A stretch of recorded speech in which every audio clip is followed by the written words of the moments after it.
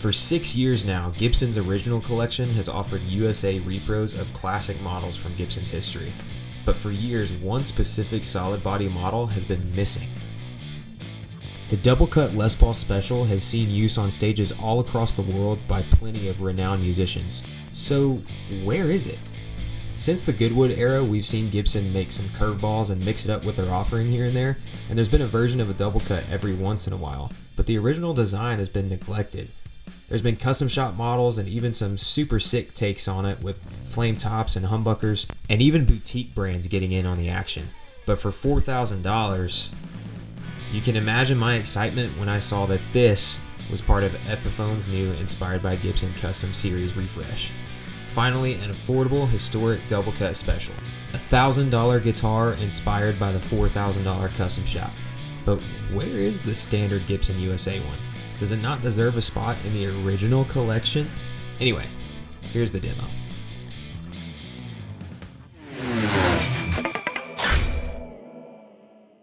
I cannot explain how excited I was when Gibson and Epiphone first posted about this new line of Inspired by Gibson custom shop guitars from Epiphone, and I saw a Doublecut Les Paul Special. This has long been one of my favorite Gibson models, and what even had me more excited is that they brought back rosewood fretboards on Epiphone. Thank you.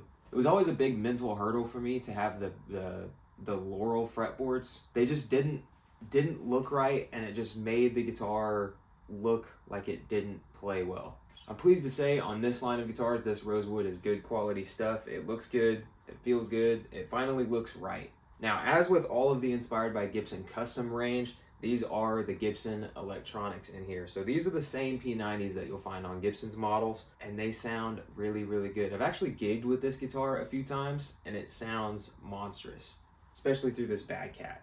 Does it feel exactly like a Gibson? Maybe not. Does it feel good, and does it feel worth the money? I say yes.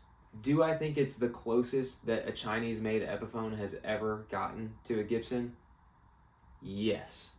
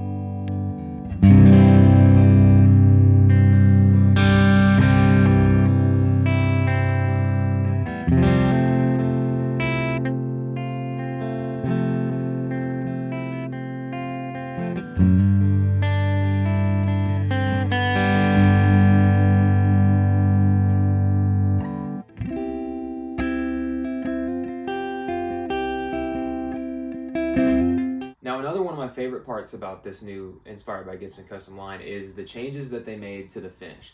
On the first initial run of Inspired by Gibson custom guitars, it was basically just like a satin sort of feel, and it just didn't look right, and it didn't feel right.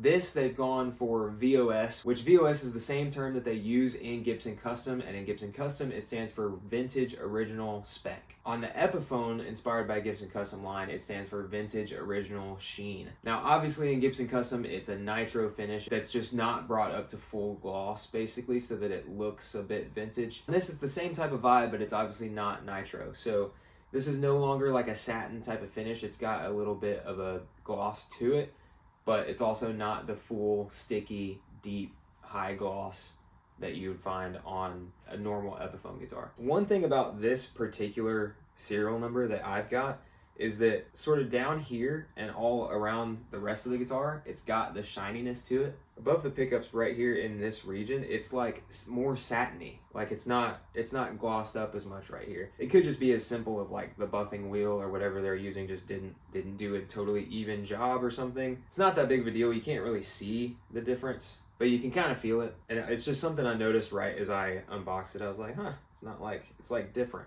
here to here.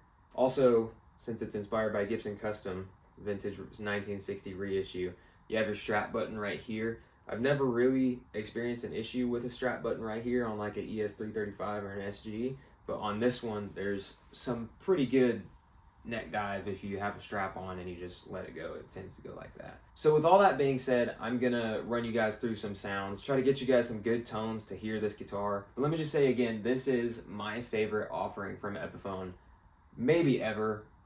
This is a really, really cool guitar. $999 can finally get you a good Les Paul Special again after I don't know how long we've been waiting for something like this. This thing is so rock and roll. It takes me back to the days, to like the 2000s, the days of like good garage rock with cheap Gibsons and Guitar Hero and just fun rock and roll. The neck on this too is not like, it's actually kind of slim. Like it's not chunky. It's like a slim taper sort of neck.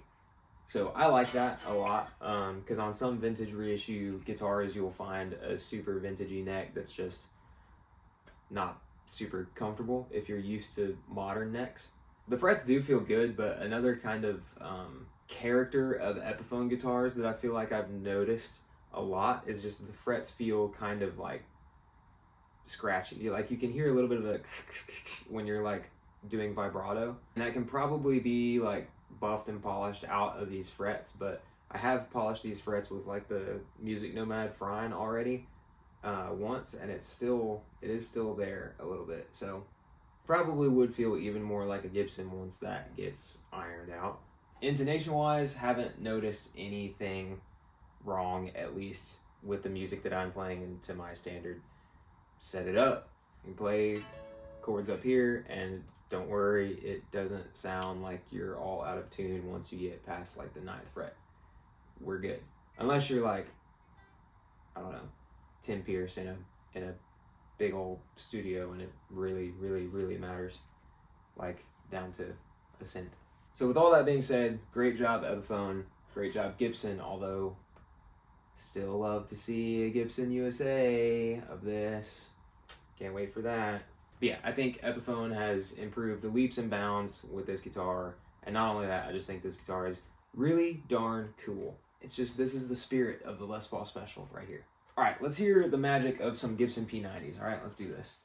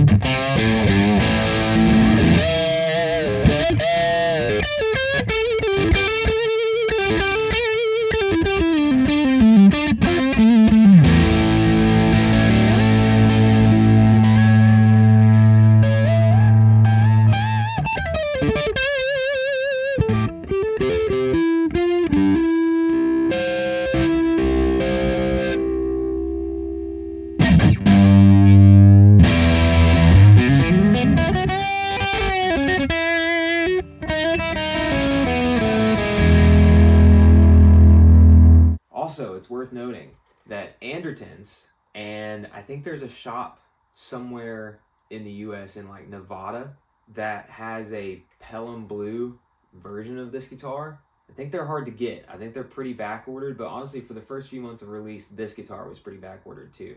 So hopefully we'll see those Pelham Blue models start landing. I might honestly, once they come back in stock at Anderton's, I might be reaching out to the captain himself and just grabbing a Pelham Blue version, because that looks so good. It looks so good. This is actually my only P90 guitar I own right now. Probably not for long though. A vintage accurate Les Paul Special is what I've been looking for.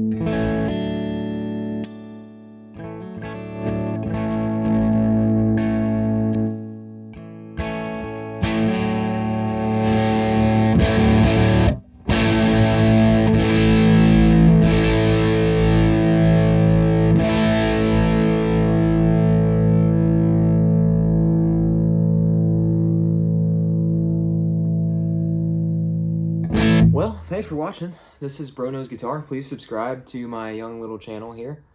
If you like the way these Gibson P90s sound, drop a comment. Let me know, because I do. Let me know if you got one of these or if you're going to get one of these now, because I kind of think you should. Thank you to Gibson Custom and Epiphone for making this thing. Good stuff. Please don't forget to drop a like and subscribe for more if you like the video. And yeah, see you guys in the next one.